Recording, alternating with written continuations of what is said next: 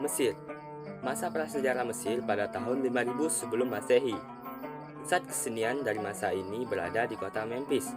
Mesir memiliki alat yang masih dikenal sampai saat ini, yaitu lira dan harpa. Pada dinding makam-makam yang megah, tertulis riwayat kehidupan rumah tangga bangsa Mesir. Dari situ terlihat bahwa musik memiliki peran besar dalam mengiringi kebaktian, seperti tari-tarian, keluhan duka atau ratapan pada kematian, dan juga jamuan-jamuan makan. Peninggalan zaman itu menunjukkan bahwa musik memiliki peran yang besar. Plato mengatakan bahwa bangsa Mesir menganggap bahwa seni musik sebagai kesenian yang sudah tua. Menurut sejarah kenegaraan, berawal dari para raja-raja keturunan dewa-dewa yang berasal dari dewa seni bernama Isis. Herodotus mengatakan bangsa Mesir hanya boleh menyanyikan lagu-lagu dari Mesir saja, sedangkan lagu-lagu dari negara lain tidak diperkenankan. Pengenalan dari bangsa Mesir tidak begitu terkenal. Sejarah telah membuktikan bahwa lagu-lagu Mesir kuno memakai paling banyak 4 nada saja, dan menurut bangsa Mesir angka tersebut adalah angka keramat. Maka kita dapat menganggap bahwa tetakor atau 4 dawai adalah dasar dari seni musik bangsa Mesir. Perkembangan musik di Mesir berhubungan erat dengan sejarah politik di negeri itu. Lepsius menghitung bahwa pemerintahan dari Parao yang pertama adalah sejak 3892 Masehi. Pada tahun itu pula ditentukan 7 nada suci oleh Imam Agung yang dinyanyikan oleh pria dan wanita di dalam kuil adalah nada yang sah di mata hukum. Ini semata-mata nada vokal yang tidak diiringi oleh alat musik apapun atau yang biasa kita sebut dengan akapela. Dan yang kedua adalah bangsa Yahudi. Bangsa Yahudi tidak meninggalkan prasasti dari marmer atau gunung katana atau yang bisa disebut dengan piramida seperti di Mesir, sehingga tidak dapat dipelajari seni dengan teliti dan pengamatan yang cermat dan peninggalannya. Tetapi bangsa Yahudi sendiri adalah monumen hidup dari masa yang lampau. Mengenai kepercayaan kepada Yang Maha Kuasa, bangsa Israel adalah monoteis yang keseniannya ditunjukkan untuk memuji dan memuliakan nama Allah, berbeda dengan bangsa-bangsa tua lainnya yang menyembah dewa-dewi. Pada masa bangsa Israel kuno ini, terdapat sekolah-sekolah nubuat, dan dikatakan bahwa kaum muda penerus bangsanya menjalankannya dengan memainkan sitar, harpa, dan simbalo. Kelompok penubuat yang mengelilingi Raja Saul memainkan sitar dan harpa, sedangkan nyanyian dan permainan harpa juga dibawakan oleh Raja Daud. Daud adalah penyair berbakat dan ulung dengan gaya ketimurannya. Ia mencerminkan batu ganda, yaitu seni suara dan seni syair. Ia juga pencetus musik yang diperlukan pada saat ibadah di Bait Allah, dan ia juga yang mempopulerkan kecapi pada eranya. Daud juga membentuk kelompok penyanyi atau paduan suara yang kemudian disempurnakan oleh Salomo dan dikembangkan untuk keperluan pengisi suara di opera kerajaan dan juga dikaitkan dengan paduan musik di istana.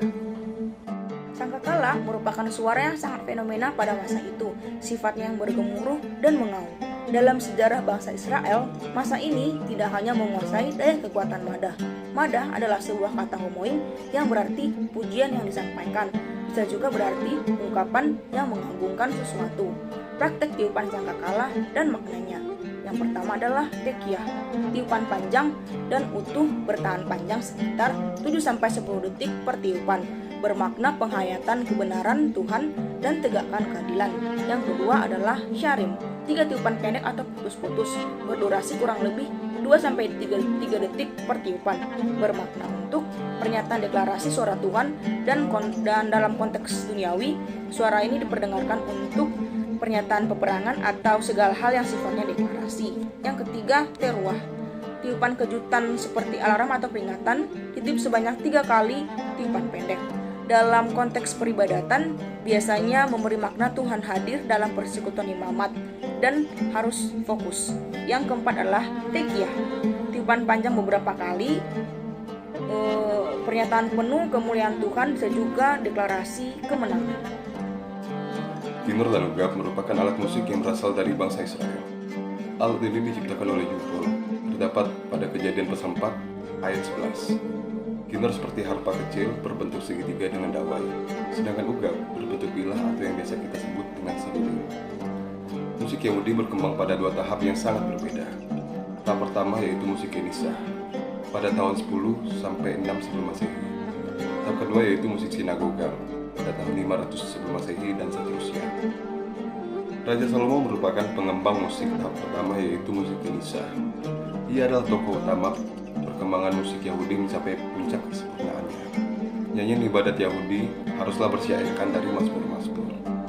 Maka dari itu, teks asli Mazmur merupakan bukti dari peradaban musik Kenisa. Paralelisme merupakan struktur ayat Mazmur yang terdiri dari dua bagian yang sejajar atau simetris. Bisa dinyanyikan bersama atau kor, bisa juga dinyanyikan solois. Cara menyanyikannya bisa dalam satu ayat dengan koma atau dua ayat secara bergantian. Cikal bakal dari nyanyian Gregorian adalah dari ayat-ayat Mazmur yang bersahutan. Dengan kata lain, merupakan sebuah responsorial. Istilah lainnya adalah responsum yang berarti jawaban.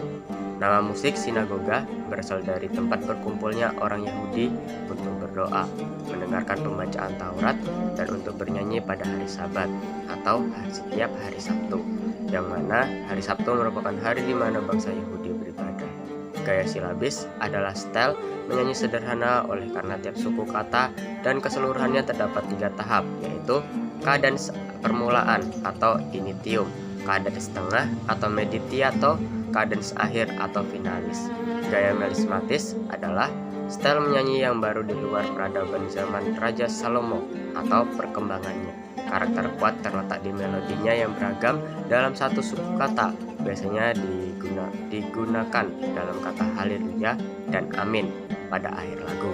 Satu suku kata bisa bermakna melodi yang mengalun. Di dalam sejarah kerajaan Yunani terdapat masa dua, yaitu masa mitis dan fase kedua.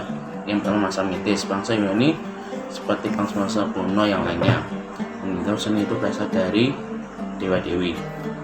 Dewa dan pelindung kesenian adalah Apollo, yang begitu lahir merobek kain lampin bersulamkan emas yang dibalutkan padanya oleh dewa-dewi dari kahyangan, dan berteriak, "Kitara itu dipersembahkan kepadaku, dan saya akan mengumumkan kemampuan yang tak terkalahkan dari Zeus." Bangsa Yahudi memiliki lagu ratapan yang disebut linos. Bangsa Yunani juga memiliki alat musik yang bernama lira.